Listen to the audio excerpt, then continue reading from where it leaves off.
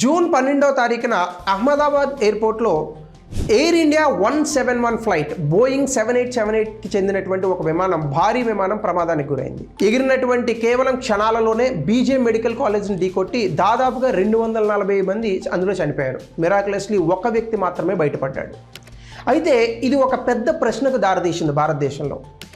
Boeing కంపెనీకి చెందినటువంటి విమానాలు, ఎయిర్ బస్ కంపెనీకి చెందినటువంటి విమానాలు, ఈ రెండిట్లో ఏది safe, which one is safer in the Indian skies అనేటటువంటి ప్రశ్న కేవలం భారతదేశంలో కాదు ప్రపంచవ్యాప్తంగా వచ్చింది.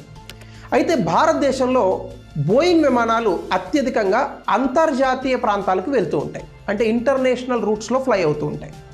భారతదేశం లోపల అంటే మన డొమెస్టిక్ ఫ్లైట్స్ అని అంటాం, ఇక్కడ ఎయిర్ బస్కి చెందినటువంటి విమానాలు ఎక్కువగా ఎగురుతూ ఉంటాయి. అయితే ఈ ఎయిర్ బస్ అనేటటువంటి కంపెనీకి చెందిన విమానాలని ఇండిగో అనేటటువంటి సంస్థ ఎక్కువగా వాడుతూ ఉంటుంది. అయితే మీరు ఇటీవల కాలంలో జరిగినటువంటి ప్రమాదాలు కనుక చూస్తే 2010వ సంవత్సరంలో మ్యాంగ్లూరులో ఒక పెద్ద ప్రమాదం జరిగింది. 2020వ సంవత్సరంలో కోజికోడేలో కూడా ఒక పెద్ద ప్రమాదం జరిగింది. ఇవి రెండూ కూడా బోయింగ్ విమానానికి సంబంధించినటువంటి ఎయిర్ క్రాఫ్ట్సే.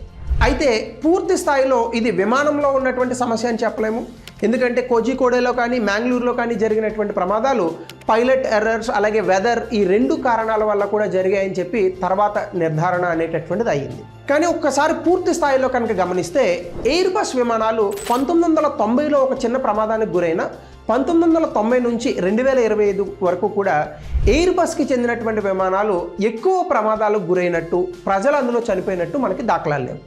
కానీ బోయింగ్ 737కి సంబంధించినటువంటి ఫ్లైట్స్, భారీ డ్రీమ్ లైనర్స్, మొన్న అహ్మదాబాద్లో జరిగింది బోయింగ్ 7878 డ్రీమ్ లైనర్, ఇలాంటి విమానాలు మాత్రం అత్యధికంగా ప్రమాదాలకు గురవుతున్నాయి. Director general of civil aviation మాత్రం ఈ రెండు కంపెనీలకు చెందినటువంటి విమానాలని ఒకేలాగా ట్రీట్ చేస్తోంది. కొన్ని ప్రమాదాలలో మనం చూసుకుంటే కనుక భారతదేశంలో బోయింగ్ విమానాలే అత్యధికంగా ప్రమాదానికి గురైనప్పటికీ Airbus safe, Boeing safe కాదు అనేటటువంటి నిర్ధారణకు మాత్రం రాలేదు. అయితే ఒకవేళ బోయింగ్ విమానము, ఎయిర్ బస్ విమానము ఈ రెండిట్లో మీరు ట్రావెల్ చేయాల్సి వస్తే ఏది పిక్ చేసుకుంటారో కమెంట్ సెక్షన్లో తెలపండి. So thank you, have a nice day.